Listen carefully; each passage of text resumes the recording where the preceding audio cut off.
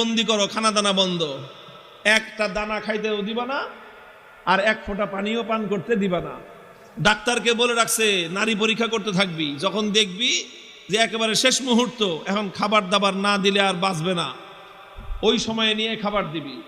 খাবারটা কি দিবি সেটাও ঠিক করে দিছে, বলছে যে মুসলমানদের ধর্মে যে জিনিস হারাম সেটা দিবি, শুয়োরের গোশত আর মদ মিশানো পানি। ঠিক তাই হয়েছে। আব্দুল্লাহ বিন হুযাফা সহ না খেতে খেতে যখন মরণাপন্ন প্রায়, তখন একেবারে জীবন বাঁচানোর জন্য তাদেরকে খাবার দেওয়া হয়েছে।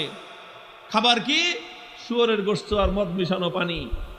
আব্দুল্লাহ বিন হুযাফা রাদিয়াল্লাহু আনহু চিন্তা করলেন, শরীয়তের মাসলা অনুযায়ী এই পরিবেশে জীবন বাঁচানোর জন্য সামান্য পরিমাণ শুয়োরের গোশত খাওয়া জায়েজ, জীবন বাঁচানোর জন্য। এটা তো আছে, ইল্লা ফামান ইসতুররা ফি মাখমাসাতিন গায়রা মুতাজানিফিল